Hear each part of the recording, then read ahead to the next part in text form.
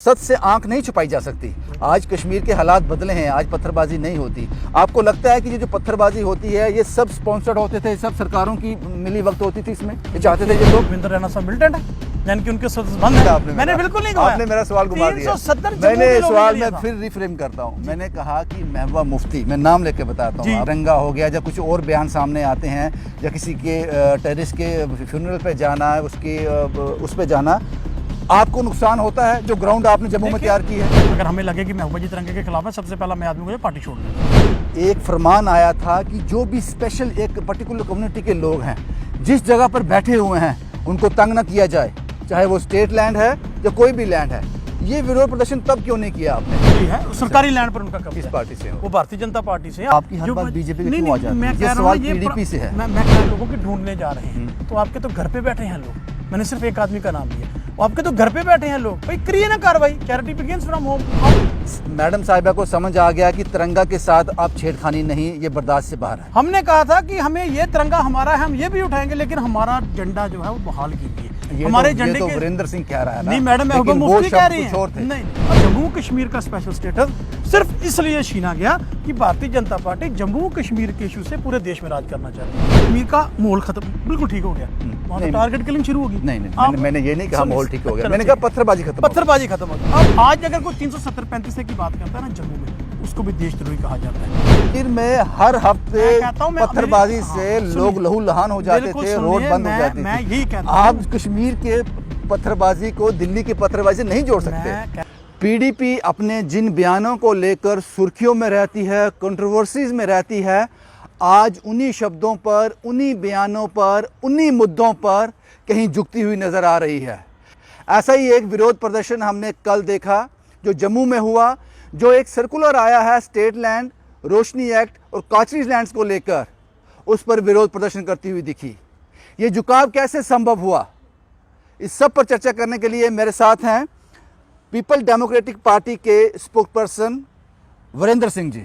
वीरेंद्र जी, आपका बहुत बहुत स्वागत है स्टेट सेंटिनल में। धन्यवाद जी आपका। सबसे पहले सवाल आपसे ये है, बड़े शॉर्ट में मैं इसका आंसर चाहूँगा।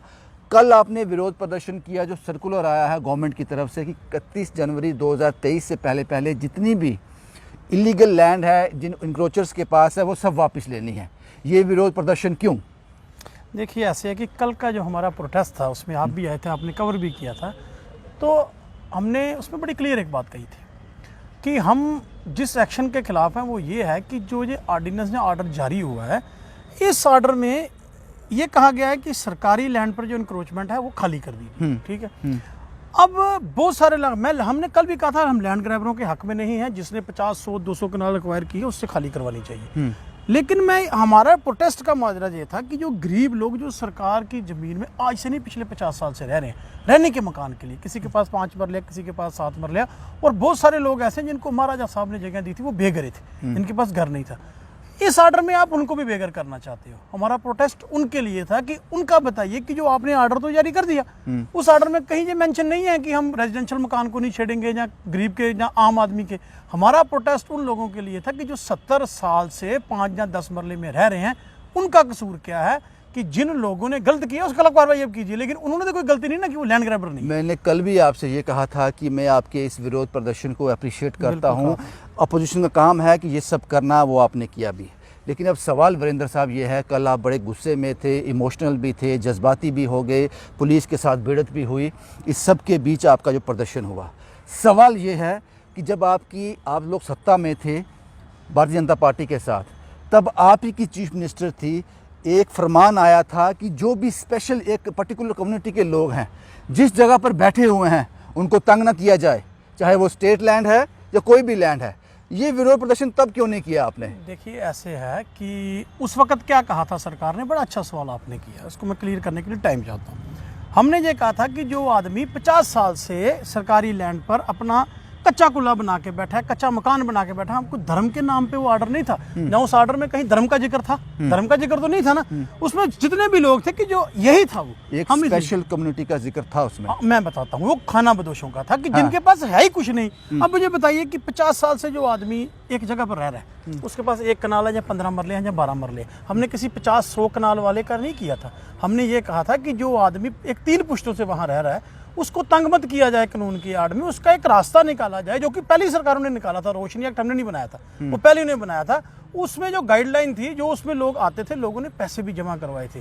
तो ये अगर किसी ने उस रोशनी एक्ट में गलत किया, हमने कल भी कहा, मैं आज भी कह रहा हूँ, अगर किसी ने गलत तरीके से किसी को फायदा पहुंचाने की कोशिश की, उसके खिलाफ कार्रवाई होनी चाहिए।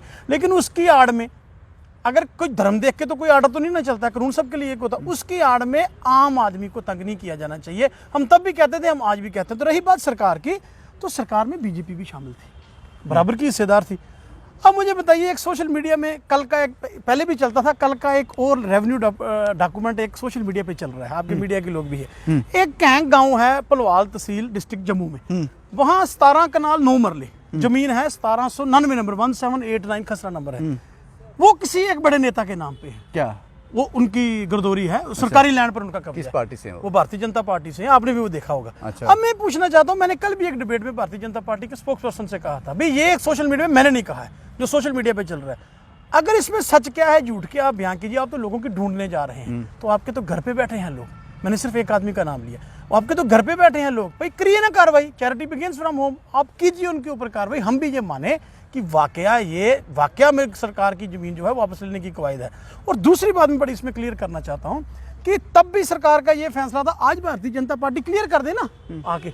हम तो इसलिए प्रोटेस्ट करते हैं कि एडमिनिस्ट्रेशन क्लियर तो कर दिया उन्होंने कह दिया कि सभी जो स्टेट लैंड है सबको हटाया जाएगा। बस वही तो हम कह रहे हैं ना, अब स्टेट लैंड जो 5 मरले में मकान में बैठा उसका क्या, इसीलिए आपने विरोध प्रदर्शन किया। हमारा ये प्रदर्शन है। इस मुद्दे से आगे बढ़ते हैं। बड़ी मेहनत करते हैं आप लोग, इसमें कोई दो राय नहीं है। लोगों के बीच पहुंचना है, उनमें ज़िंदा रहना है, उनके दिलों तक पहुंचना है, इसमें बड़ी मेहनत लगती है वीरेंद्र साहब, वो आप वो मेहनत कर रहे हो। लेकिन आपको याद होगा, अभी मैंने एक होर्डिंग देखी, जिस होर्डिंग पे ये था कि भारत जोड़ो यात्रा जो राहुल गांधी साहब जम्मू पहुँचेंगे, उसका हिस्सा आपकी महबूबा मुफ्ती साहिबा भी बनेंगी। ये आपने भी सुना होगा। वो तिरंगा श्रीनगर में लहराया जाएगा, उसमें वो भी हिस्सा लेंगे। आपको याद होगा कुछ देर पहले महबूबा जी ने ये कहा था कि 370 और 35 से हटने के बाद यहाँ कोई तिरंगा उठाने वाला नहीं रहेगा। आपको लगता है कि नरेंद्र मोदी सरकार ने मजबूर कर दिया है कि तिरंगे के खिलाफ कोई भी आवाज़ नहीं सुनी जाएगी, या फिर मैडम साहिबा को समझ आ गया कि तिरंगा के साथ आप छेड़खानी नहीं, ये बर्दाश्त से बाहर है? देखिए ऐसे है, आपने बड़ा अच्छा सवाल किया, बड़ा इंटरेस्टिंग क्वेश्चन है, क्योंकि बाकी मीडिया के लोग ना टाइम नहीं देते हैं बात को क्लियर करने की। आपने बात की तिरंगे की, मोदी साहब 2014 में सरकार में आए। हाँ। उससे पहले तो भारतीय जनता पार्टी की केंद्र में सरकार नहीं थी। क्या कश्मीर, जम्मू कश्मीर हिंदुस्तान का 2014 में बना है? जो पहली सरकारें बनती थी वो किसका झंडा वहां लहराते थे? और बात रही तिरंगे की, आज मैं आपसे बताता हूं कि मुफ्ती साहब ने कुर्बानी दी है इस तिरंगे को कश्मीर में स्थापित करने की। आपको याद होगा वो वक्त जो हमारे बुजुर्गों ने हमें बताया, जब मुफ्ती साहब लगभग 30 साल प्रदेश कांग्रेस कमेटी के यहाँ प्रेसिडेंट रहे, तब एक वक्त था कि तिरंगा उठाने वाले को कश्मीर में एक लफ्ज़ इस्तेमाल किया जाता था, जो मैं चैनल पे नहीं कर सकता, उसको वो लफ्ज़ दिया जाता था। उनको कब्र के लिए जगह नहीं मिलती थी। मुफ्ती साहब ने तो तब तिरंगा उठाया था। मुफ्ती साहब 89 में होम मिनिस्टर रहे, तब तो शायद ये जो आज बहुत बड़े ठेकेदार बने हैं देश के, शायद किसी पिक्चर में भी नहीं आप थे। मेरे सवाल को घुमा गए। मैं नहीं घुमा रहा हूँ, उस पर आ रहा हूँ, उसी पे आ रहा हूँ। स्टेटमेंट को कैसे देखते हैं? हाँ, अब बात आ गई कि मैडम ने कहा कि 370-35 से नहीं मिलेगी तो तिरंगा उठाने में। पहली बात तो ये है कि उस स्टेटमेंट को पूरा सुनिए। एक लाइन ये भी है, मैं नहीं कहता कि नहीं है, लेकिन पूरा सुनिए। हमने ये कहा था कि इस तिरंगे ने हमें स्टेट फ्लैग 370 और 35 से दिया था, with in the constitution of India में मिला था ना, कहीं बाहर से कोई नहीं लेके आया था। हमने कहा था कि हमें ये तिरंगा हमारा है, हम ये भी उठाएंगे, लेकिन हमारा झंडा जो है वो बहाल कीजिए। हमारे झंडे के वीरेंद्र सिंह कह रहा है ना। नहीं मैडम, लेकिन मुफ्ती कह रही है। नहीं, अब मैं आपसे कह रहा हूँ पूरा बयान पढ़ लीजिए। हाँ। पूरा बयान देखिए, मैं आज भी आपको जिम्मेवारी से कह रहा हूँ, मैं पार्टी का स्पोक्स पर्सन हूँ। तिरंगा मेरी आन बान और शान है। इस तिरंगे के लिए पीपल्स डेमोक्रेटिक पार्टी ने कश्मीर में शहादतें भी दी है, हमारे लीडर मारे गए। क्यों? क्योंकि मेन स्ट्रीम। मुझे बताइए, कोई पार्टी जो इलेक्शन कमीशन के पास रजिस्टर है वो कौन सी आइन के तहत है? और दूसरी बात, हमने तब भी कहा था जब हमने एजेंडा ऑफ अलायंस में भारतीय जनता पार्टी के साथ सरकार बनाई, हमने कोई अपना एजेंडा हिडन तो नहीं रखा। हमने 370-35 से हमारी शाह तब भी बताई थी, अब आज भी बताते हैं। हमने तब भी इनको 4 साल उसके ऊपर बात करने से मना कि इन्होंने नहीं किया था ना। भारतीय जनता पार्टी अपने सुरों से पीछे हटी थी। तिरंगा हमारी आन बान शान है, लेकिन हम ये कहते हैं जो हक हकूक हमें उस तिरंगे ने दिए थे वो भी हमारे बहाल होने चाहिए। उसकी वजह मैं आपको बताता हूँ। नॉर्थ ईस्ट में एक सरकार है जहाँ भारतीय जनता पार्टी का चीफ मिनिस्टर है, वहाँ उनका चीफ मिनिस्टर जो है वो 2 झंडे लगा के चलता है, वहाँ तिरंगे के साथ दूसरा झंडा भी। आप नाम लेके बात कीजिए। जनता सारी जानती है कि वहाँ है कि नहीं है नॉर्थ ईस्ट में सरकार। दूसरी बात, हिमाचल प्रदेश में 371 लागू है, नागालैंड में एक एजिटेशन चल रही है, और वो भारतीय जनता पार्टी उनसे बात करना चाहती है और उनको स्पेशल स्टेटस देने के लिए तैयार है। लेकिन जम्मू कश्मीर का स्पेशल स्टेटस सिर्फ इसलिए छीना गया कि भारतीय जनता पार्टी जम्मू कश्मीर के इशू से पूरे देश में राज करना चाहती थी। अब मैं बड़ी क्लियर सी बात इसमें जाता हूँ, आज बिहार पंजाब सब स्पेशल स्टेटस की बात कर रहे हैं, सरकार कहती है हम आपसे बात भी करेंगे, सब कुछ करेंगे। जो जम्मू कश्मीर का स्पेशल स्टेटस था वो with in the constitution India में मिला था, कहीं बाहर से तो नहीं आया था। अब कॉन्स्टिट्यूशन की धज्जियां देखो कैसी उड़ाई गई हैं। हम कहते हैं कि मान लीजिए कि भारतीय जनता पार्टी का एक चुनावी नारा था, जब भारतीय जनता पार्टी का जब मानना था हमने 370 खत्म करना है, लेकिन क्या पूरे जम्मू कश्मीर को जेल में बदल के खत्म करना था? अगर 370 को आपको खत्म करना है तो जम्मू कश्मीर के लोगों की राय तो लेते, पूछते तो सही। आपको एक बात समझनी पड़ेगी यहाँ पे, जब भी कश्मीर में आपको याद होगा पत्थरबाजी का एक दौर था, खत्म हो गया वो दौर। अब वो इसमें कोई दो राय नहीं है, वो दौर ख़त्म किया बीजेपी ने, वो दौर ख़त्म किया नरेंद्र मोदी की सरकार में, इसमें कोई दो राय नहीं है। पहले एक टेररिस्ट मरता था तो 10 लोग और साथ मर जाते थे, वो चीज़ें ख़त्म हो गई हैं। एक बार मैडम साहब ने यह भी कह दिया था, आपको याद होगा, हमें पता होता कि इस बिल्डिंग के अंदर ये टेररिस्ट है तो शायद ये ऑपरेशन हम नहीं करवाते। आपको याद होगा वो दौर भी हमने देखा है, क्योंकि सच से आंख नहीं छुपाई जा सकती। आज कश्मीर के हालात बदले हैं, आज पत्थरबाजी नहीं होती। आपको लगता है कि ये जो पत्थरबाजी होती है ये सब स्पॉन्सर्ड होते थे, सब सरकारों की मिली वक्त होती थी इसमें, ये चाहते थे ये लोग जब आपकी सरकार थी? देखिए, हर सिक्के के दो पहलू होते हैं और हर बात आदमी का सोच का अपना तरीका होता है। आपने जो कहा आप अपनी तरफ ठीक कह रहे हैं, लेकिन मैं इसको थोड़ा आपको क्लियर करता हूँ। ये बातें आपने मैं बता रहा हूँ, आपने कहा पत्थरबाज खत्म हो गए, कश्मीर का माहौल खत्म बिल्कुल ठीक हो गया, वहाँ तो टारगेट किलिंग शुरू होगी। नहीं, मैंने ये नहीं कहा माहौल ठीक हो गया, मैंने कहा पत्थरबाजी खत्म हो गई। अब मुझे एक बात बताइए, पत्थरबाज कौन थे? कश्मीर का नौजवान था, हिंदुस्तान का नागरिक है। अब मैं एक आपको घटना की मिसाल देना चाहता हूँ। दिल्ली में कुछ प्रोटेस्ट चल रहा था आज से 2 साल पहले, तो वहां भी गोली चली थी। वहाँ प्रोटेस्ट पे आम आदमी पार्टी और बीजेपी के वर्करों में कुछ हो गया था, वहाँ गोली चली थी। आपको याद होगा कि उस वक्त जो होम मिनिस्ट्री के पास दिल्ली की एडमिनिस्ट्रेशन सी थारी, क्योंकि दिल्ली की पुलिस उनके अंडर नहीं होती है, उस वक्त उनके पुलिस कमिश्नर और उनके पार्टी एक भारतीय जनता पार्टी के एक नेता, मैं उनका नाम बोल रहा हूँ, उनका नाम आया था कि भीड़ को उकसाने का काम उन्होंने किया था। पत्थर तो वहाँ भी चले थे, गोली तो वहाँ भी। मैं आ रहा हूँ, उसी पे आ रहा हूँ, अगली बात उसी। कश्मीर में हर हफ्ते पत्थरबाजी से लोग लहू लहान हो जाते थे, रोड बंद हो जाती थी। मैं यही कहता हूँ, आप कश्मीर के पत्थरबाजी को दिल्ली की पत्थरबाजी से नहीं जोड़ सकते। मैं कह रहा हूँ वहाँ मिलिटेंसी नहीं है ना, दिल्ली में मिलिटेंसी नहीं है ना, पत्थर तो वहाँ भी चले। लेकिन आगे चलिए, मैं कहता हूँ वहाँ डिस्टर्ब तो है ना। दूसरी बात आपने कही कि महबूबा जी ने ये कहा था कि हमें पता होता वो आदमी वहाँ पर है तो शायद हम ऑपरेशन नहीं करते।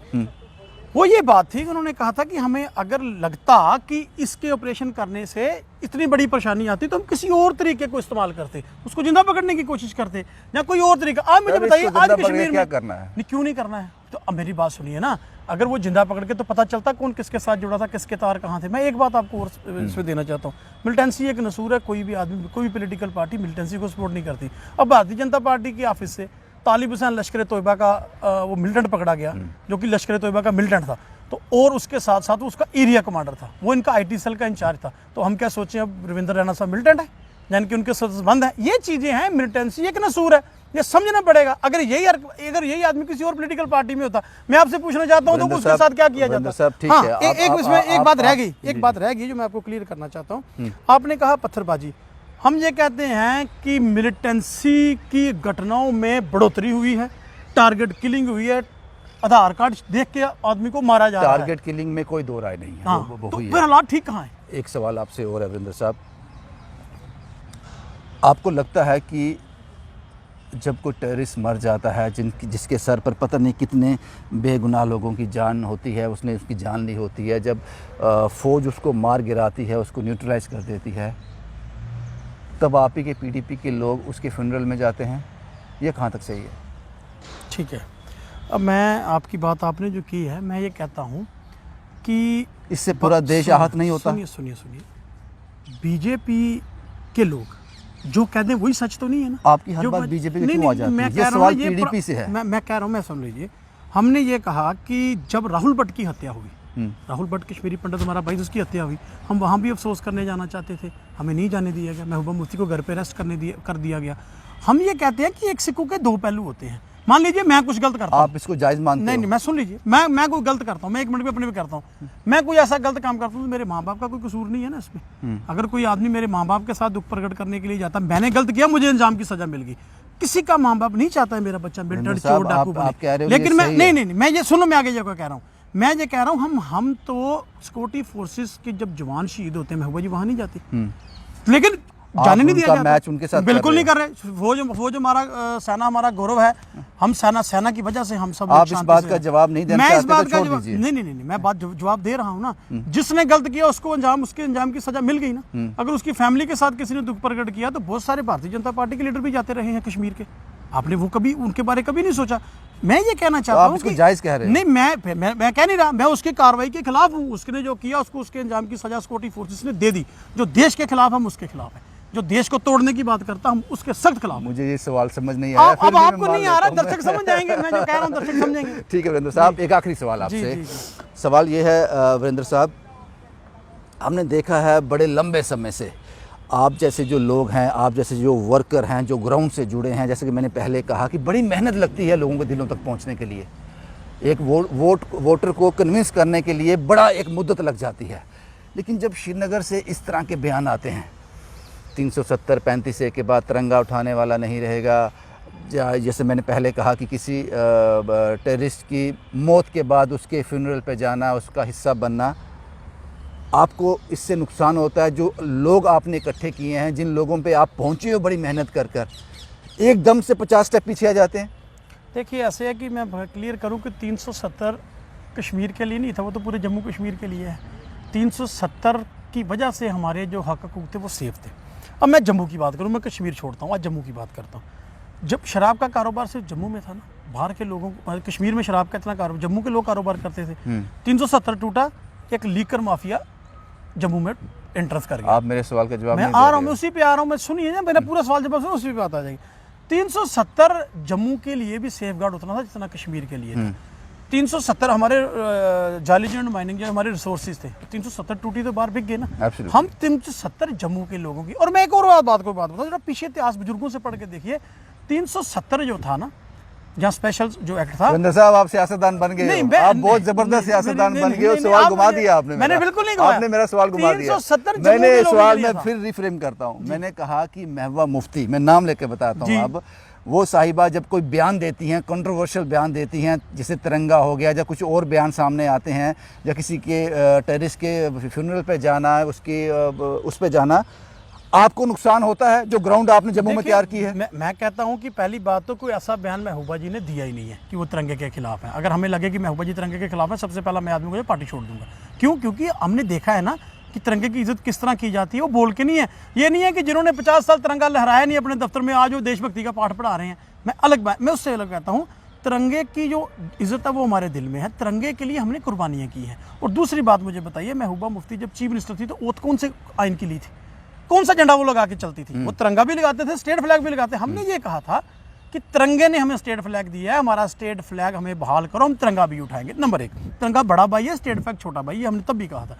नंबर 2, आप कहते हैं जी कोई ऐसा बयान, भाई हम इसलिए डरें कि अगर हमें अपने लीडर की मंशा पर शक हो या हमें किसी चीज़ पर शक हो। मैं आपके सामने कह रहा हूँ, हिंदुस्तान हमारा मुल्क है, मैं हिंदुस्तानी हूँ, तिरंगा मेरी आन है, बान है, शान है, सेना मेरी आन बान शान है। पीडीपी तो पर एक बहुत क्यों लगी हुई है? और यही एक बात है, जैसे आप मेरी बात समझने के लिए तैयार नहीं है, कुछ एक सेक्शन है वो समझते हैं, बयान को तोड़ मरोड़ के पेश किया जाता है। लेकिन मैं आपको अभी भी कह रहा हूँ, हम देशभक्त लोग ना, हाँ, हमने सर्टिफिकेट RSS या नागपुर से नहीं लेना अपनी देशभक्ति का, या बीजेपी ऑफिस से नहीं लेना, लोगों से लेना है। और मुफ्ती साहब से बड़ा देशभक्त कोई हो ही नहीं सकता। बात रही महबूबा जी की, मैंने आपसे पहले भी कहा, जिस दिन ये कोई हमें लग जाएगा कि ऐसी बात है तो हम तिरंगे के खिलाफ बात सुनेंगे क्यों? और महबूबा मुफ्ती तिरंगे के बाद खिलाफ बात करेंगे। और जिस तिरंगे ने उनको चीफ मिनिस्टर बनाया, जिस तिरंगे ने उनको मेंबर ऑफ पार्लियामेंट बनाया, जिस तिरंगे ने MP बनाया, मुफ्ती साहब को होम मिनिस्टर बनाया, तो सब एक ही आइन की कसम करते रहे ना। ये सोच का एक डिफरेंस है जिसको हमें समझना पड़ेगा। आज अगर कोई 370-35 की बात करता है ना जम्मू में, उसको भी देशद्रोही कहा जाता है। कांग्रेस। शुक्रिया वीरेंद्र साहब, मुझे इस बात की खुशी है कि आप बहुत बढ़िया सियासतदान बन गए हो, पूरी तरह से तैयार हो, पक चुके हो आप। क्योंकि कुछ सवाल मैंने आपसे पूछे थे, कुछ के जवाब मिले, कुछ गोलमोल कर गए वीरेंद्र साहब। उम्मीद है अगली बार फिर इनसे जब बातचीत होगी तो कोशिश करेंगे, तब तक ये और पक जाएंगे और पक्के सियासतदान हो जाएंगे। मुश्किल बड़ा होगा लेकिन कोशिश हम करते रहेंगे। शुभम कुमार के साथ Ravindra Singh, the state sentinel के लिए।